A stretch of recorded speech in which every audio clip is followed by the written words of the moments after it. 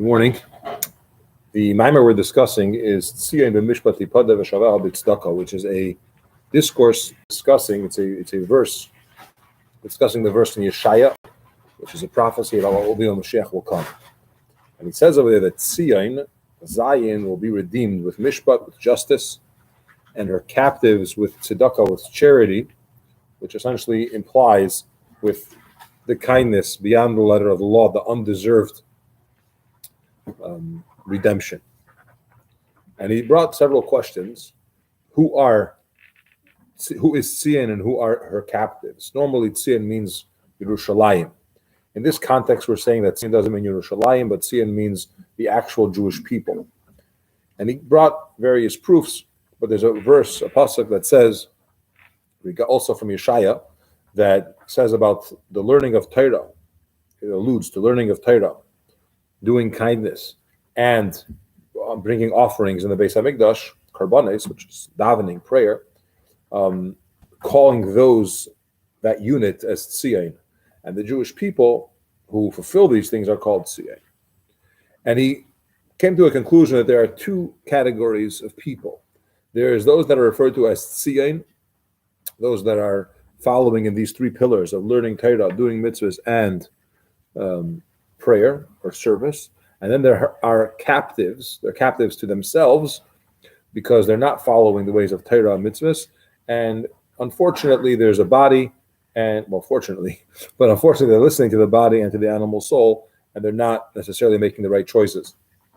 Both of these categories will be redeemed. One is justified because they earned it, so to speak, and the other is with Hashem's kindness. Then he explained that, truth be told, the second category also is going to do tshuva. They're not going to just be redeemed because everyone does tshuva in the end. Everyone repents. Everyone ends up doing the right thing. That's what we're promised. So why do we say it's tzedakah? It's with charity or Hashem's kindness. Everyone's going to be doing tshuva anyways. So he explains that there's two types of light. There is a light that is earned. When you say a person learned Torah, did mitzvahs, and was and davened, so this person gets a certain light. That tzaddikim, they earn a certain something from Hashem. That light is commensurate with what they've done. They earned it. So when you earn something, it's limited. It's how much did you earn. When you receive charity, it's not limited potentially because it's not about how much you earned. It's Hashem's kindness. So in a way, we're saying that those that learn Torah, do mitzvahs, and pray and daven, they are of this greater level, so to speak. But if you dig a little bit deeper, it's the other category, those that don't, that Hashem is kind to, and just they're bali tshuva, so to speak. They're coming and it's not natural for them, and they have to struggle with it, and they have to overcome certain instincts and so on. Those people, their relationship is much deeper because they have the tzedakah part. It's not earned, it's just given. And then it's not limited. It's panemius. Right. I'm panemius. You go to the store, you buy something, how much you pay, that's how much you get. You're getting a gift, it doesn't matter how much you could afford. It matters how much the person wants to give. And if it's talking about God, Hashem, in our context, he's unlimited. He's using a different route. Okay. So we have number one, shaveha, her captives, mean those that are in captivity to their animal soul and physical body. They can't bring themselves to do the right thing because they have certain desires, temptations, wills, and whatever. The other explanation or interpretation of the word shaveha, her captives, is from the word tshuva, which means to return. And that implies that even that category is going to do tshuva. Then you have, and this is what we're up to now, a third explanation in the word vishaveha, her captives. Vihine. Yesh eid pirush, there is another explanation, vishaveha, and her captives. Vishaveha humilashin hashava. Shaveha is from the term returning. Hashava min agela, to return from the exile. Not return in the sense of tshuva, spiritual return, but being returned from captivity. So there's redeemed, there's tshuva, and there's being returned. The lashon hashava, the word returning, ubifrat, and especially ka'asher hu bismichos l'tevas tipodeh shalafneza, especially when it comes next to the word tipodeh and right before it. This implies that even before the returning, he's not really in Golus. He's only finding himself in another place. He has to return and come back to its place. When you say return, that means where's your real place? Your real place is where you're returning to. Especially when you say returning right after you say redeeming. So where's my real place? Is my real place serving Hashem, or is my real place, wherever I ended up to in exile, in Golus? And when you say returning means I return back home. I return back to my original place. I didn't move from point A to point B. I returned to point A or point B, whatever it was. So that implies a understanding that one of them is my real place. I just happen to be traveling, or happen to be taken, or happen to be somewhere else. In our context, he's in Golus, he's in exile. There's a famous story about a chassid, I believe, of the Rabbi Marash, who Rabbi Marash was in Lubavitch, and this chassid used to do a lot of business in St. Petersburg. And it was the capital of Russia at the time.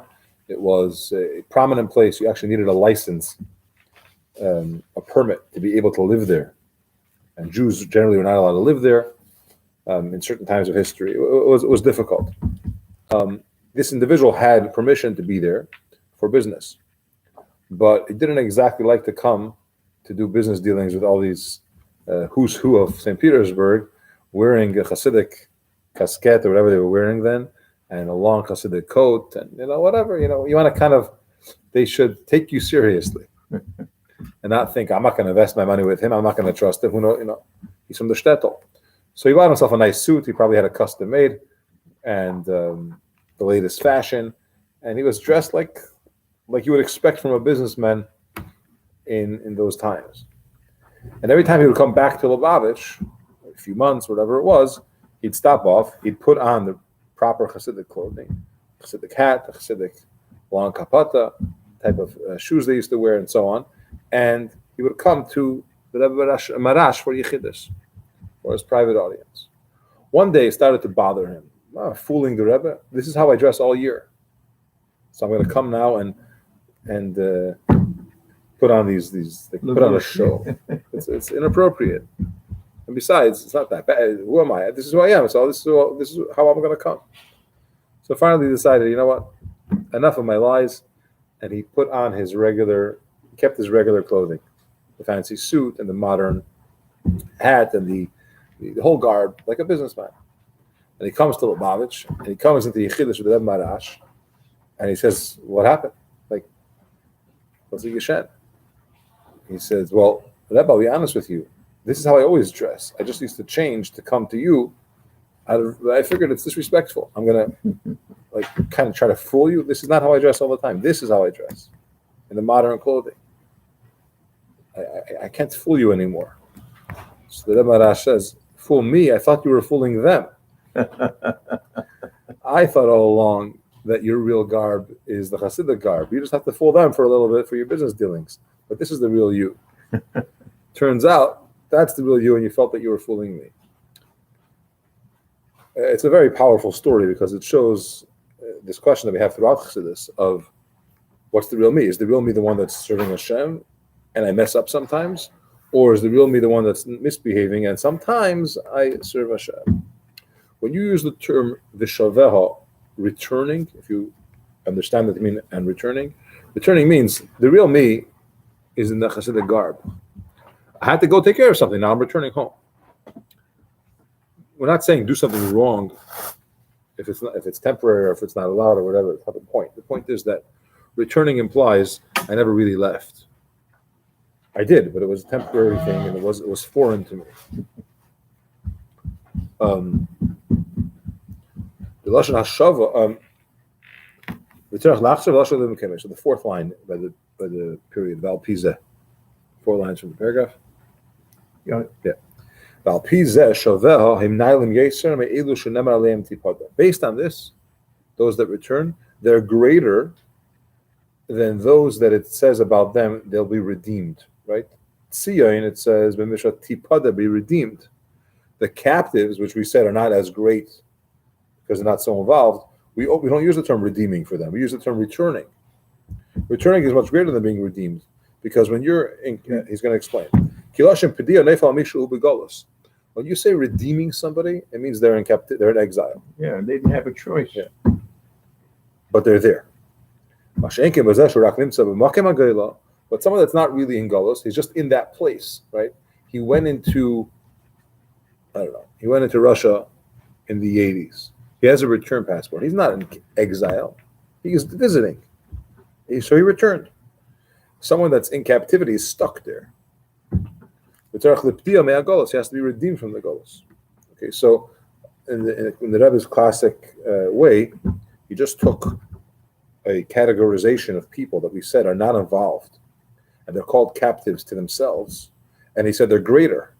First of all, they're greater because they're doing tshuva, and tshuva is greater because you get a bigger light. It's unlimited, right? It's tzedakah level of giving. It's not earned, so it's greater. Number two, return. And besides, everyone's going to do tshuva. Number two, returning represents that you never really left. It was a temporary leaving, as opposed to the tzaddikim level. They're in captivity. They have to be redeemed. He doesn't use the word tzaddikim, but those that are involved in Torah Aved and Gemilas Chasadim.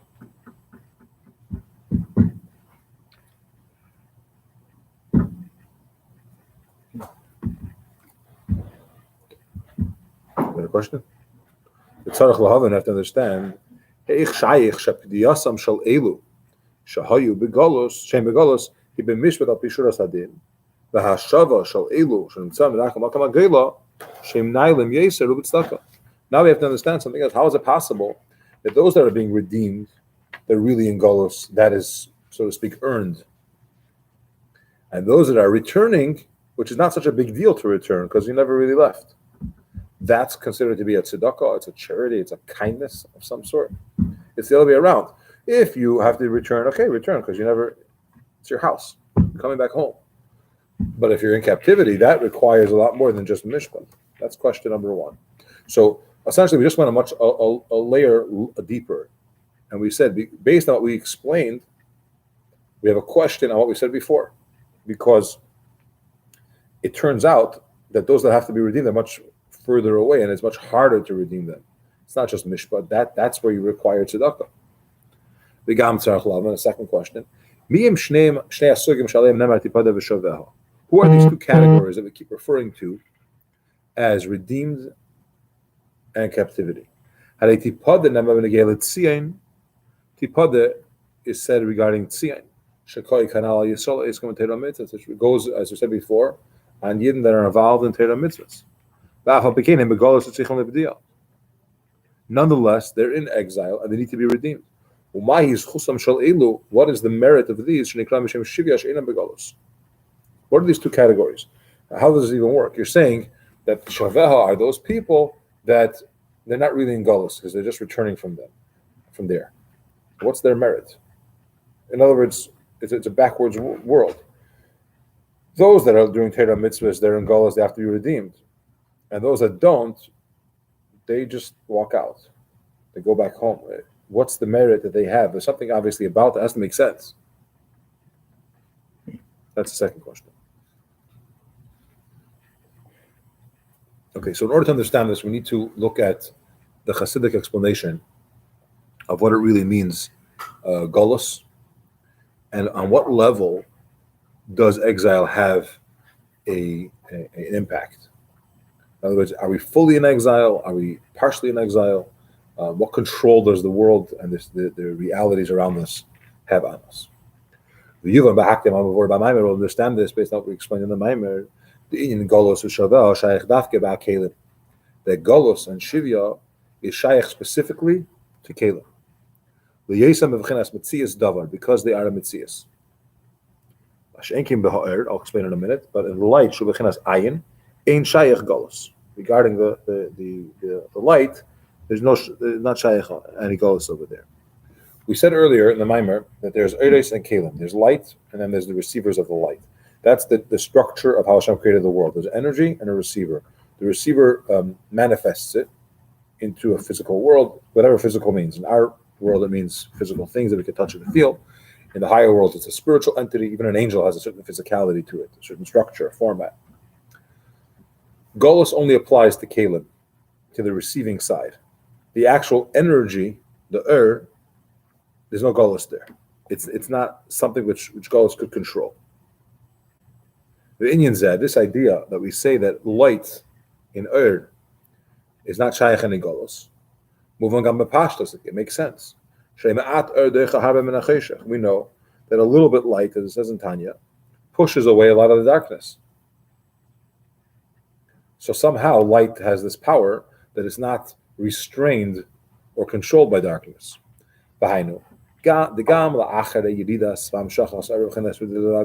Also after the light descended and came down in a limited and measured way. When could you say a little light or a lot of light? Light is unbridled. What was a little light? It means that it's measured, that it's limited. So even though you're speaking in a context that the world, that the light came into this world and it's limited, and that's why there's a little light versus a lot of light. Even when it's a little light, it's channeled and it's limited, even then it pushes away darkness. Point is, light has this characteristic to it that it doesn't go into Golus. And you see it in the physical sense, a tiny little bit of light pushes away great darkness. The fact that you could even call it tiny light means that it's been somewhat constrained, right? Because light is just, the sun is just, no one constrains it. So even when it is limited, which represents coming down into a world on some level, even then it pushes away darkness. You can say to Mizum more so. Another element here, darkness automatically gets pushed away from the light. It's not that you have a struggle and light is stronger, so it wins over the darkness. If light shows up, the darkness dissipates. Even a little bit of light. It's not a battle. You have to struggle with the evil. Initially, when the world was created, light and dark were working in a mixed way, in a blend. It was a confusion. But after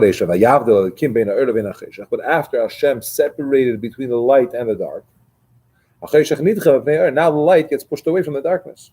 The darkness gets pushed away because of the light. There's been a separation. Light pushes away dark. In light, there is no Golus. The cheshach of Golus gets pushed away because of the light. There was a tzaddik, I believe it was with either the Heilige Ruzhiner or the Chernobyl, I forget which one. But somebody came to him, it was the Ruzhiner, someone came to him and said that Mashiach came. Either they were pranking him or there was a rumor outside, whatever it was, someone came and said. So he opened his window, stuck his head out and said, not yet. So it's amazing. You could feel Mashiach is here now without seeing anything. Why do you have to open your window? Because in this room, Mashiach already came. There's certain levels that are not controlled by Golus. They're not impacted by it. We're differentiating here between light and dark, or Eres and Kalim, light and the vessel. Golus exists on a vessel level. On a light level, there is no Golus. In other words, we're not controlled by that Golus. It doesn't have any power over us. And the example is to look at light. The makeup, the characteristic of light, is such that it pushes away darkness without a struggle. Even the type of light that's limited and it's in a Golus, so to speak, it's in this world. Even that type of light doesn't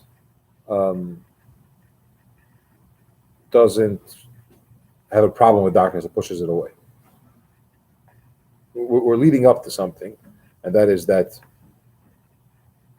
why is it that certain people referred to as captives, they go home and they just return. They don't even need to be redeemed.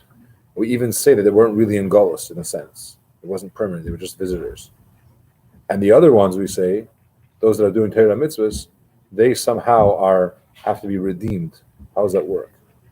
So to understand this, we need to recognize that Golus only exists in the Kalim, not in the Ur. Why? Because Ur is a characteristic, it's a matter, whatever, however you want to refer to it. Its properties don't allow for Golus. It pushes it away.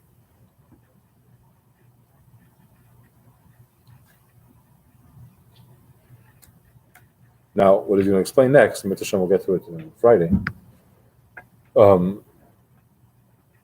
The body and the soul, the neshama and the guf, have the same parallels. The neshama is the and guf is the keli, right? It's the receiver. And the Chasidic Rabbi said, actually, when he was going to jail, to Kastamah, to exile, It was only his body. right? He was underscoring that our souls are not in Golus. There's a part of us that there is no control over that. Regardless of who the enemy and what they want, they don't have any control. It's just because of a body, that's why we're in Golus.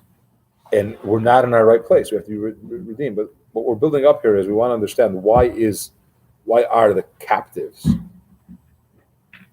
considered to be on a higher level in the sense that they don't have to be redeemed, they're just returning, which is a much softer level of captivity. Thanks for joining in person and online. We'll see you again soon.